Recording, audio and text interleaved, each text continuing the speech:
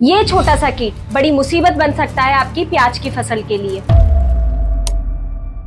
जी हाँ, मैं बात कर रही हूँ प्याज की फसल में सबसे ज्यादा नुकसान पहुंचा देने वाले ये कीट थ्रिप्स की, जो रातों रात आपकी हरी भरी फसल को तबाह कर देता है। लेकिन अगर मैं कहूँ आप बिना पैसे लगाए इस थ्रिप्स से छुटकारा पा सकते हो, अरे हाँ, लेकिन आप बिना पैसे के भी छुटकारा पा सकते हैं। ये सच है, सच।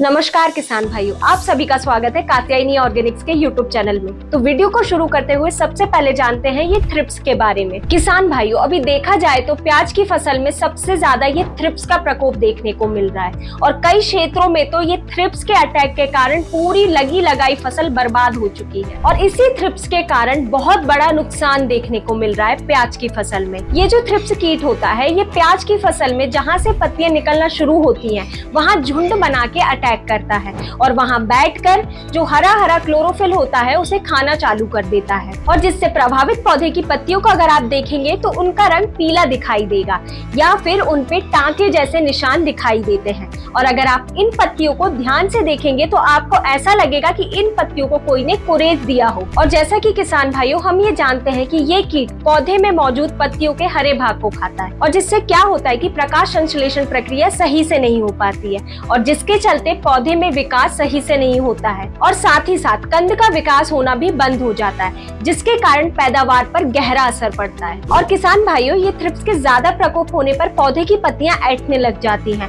अगर आप पूरे खेत को देखेंगे तो जला जला सा दिखाई देने लगता है, जैसे कि आप ये वीडियो में देख रहे हैं। और कभी कभी तो बहुत ज्यादा प्रकोप होने पर पौधे की पत्तियां गोल गोल घूम जाती हैं, जलेबी से आकार की, जिसे आमतौर पर कुछ लोग जलेबी रोग के नाम से भी बुलाते हैं। तो ये सब तो बात हो गई थ्रिप्स के बारे में। तो किसान भाइयों, अब अपन बात करते हैं इसे बिना पैसे के आप कैसे नियंत्रित कर सकते हैं। किसान भाइयों, आपने देखा होगा जिन खेतों में सिंचाई स्प्रिंकलर सिस्टम के माध्यम से की जाती है उन खेतों में थ्रिप्स की समस्या काफी हद तक कम हो जाती है। और अगर उन खेतों में थ्रिप्स की समस्या आती भी है तो सिर्फ एक या दो ही दवाइयों से पूरी तरह खत्म हो जाती है। तो इसका मतलब साफ है कि जिन फसल में सिंचाई फ्लड इरिगेशन के माध्यम से होती है उन फसल में थ्रिप्स की समस्या काफी ज्यादा देखने को मिलती है। वहीं दूसरी ओर देखा जाए तो जिन फसलों में स्प्रिंकलर सिस्टम के माध्यम से सिंचाई होती है वहां थ्रिप्स की समस्या 70 से 80% वैसे ही कम हो जाती है। तो कोशिश ये करें कि आप अपनी फसल में सिंचाई स्प्रिंकलर सिस्टम से ही करें। तो अब आगे बात करते हैं, जो किसान प्याज की खेती जैविक विधि या ऑर्गेनिक विधि से कर रहे हैं उनके लिए सबसे अच्छा विकल्प ये है कि राख को अपने खेतों के अंदर सुबह के टाइम भुरकाम माध्यम से डलवा दीजिए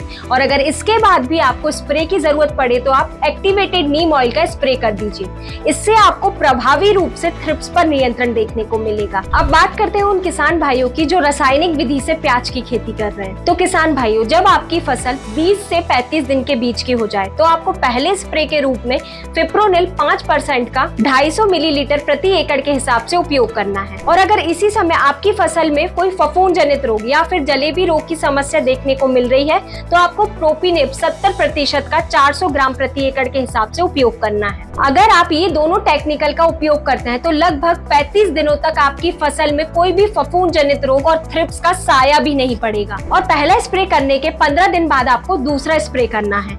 इसमें आपको प्रोफेनोफॉस 40% प्लस साइपरमेथ्रिन 4% का उपयोग करना है और इसे आप 400 मिलीलीटर प्रति एकड़ के हिसाब से उपयोग करें। और इसी के साथ अगर आपकी फसल में फफूंद जनित रोग की समस्या है तो आपको मेटल एक्सेल 8% प्लस मैनकोजेब 64% का 400 ग्राम प्रति एकड़ के माध्यम से उपयोग करना है। और जब आप ये दोनों दवाइयों का उपयोग करेंगे तो आपकी प्याज की फसल में बहुत ही बेमिसाल रिजल्ट देखने को मिलेंगे। और अगर दूसरे स्प्रे के बाद भी थ्रिप्स या कोई फफूंद जनित रोग की समस्या देखने को मिल रही है तो दूसरे स्प्रे के 15 दिन बाद आपको फिर तीसरा स्प्रे करना है। इसके अंदर आपको फिप्रोनिल 40% प्लस इमिडाक्लोरोपिड 40% का 40 ग्राम प्रति एकड़ के हिसाब से उपयोग करना है। और वहीं अगर अपन फफूंद नाशक की बात करें तो आपको एजॉक्सिस्ट्रोबिन प्लस टेबुकोनाजोल का 250 मिलीलीटर प्रति एकड़ के हिसाब से उपयोग करना है। ये दोनों ही दवाइयों का रिजल्ट बहुत ही शानदार है। किसान भाइयों, आपको 99% तक आपकी फसल से थ्रिप्स और फफूंद जनित रोगों से छुटकारा मिल जाएगा। तो किसान भाइयों, ये थी कुछ विधि जिनसे आप प्याज की फसल में थ्रिप्स पर नियंत्रण कर सकते हैं। तो ये वीडियो अगर आपको पसंद आई हो तो लाइक करें और कात्यायनी ऑर्गेनिक्स के यूट्यूब चैनल को सब्सक्राइब करें।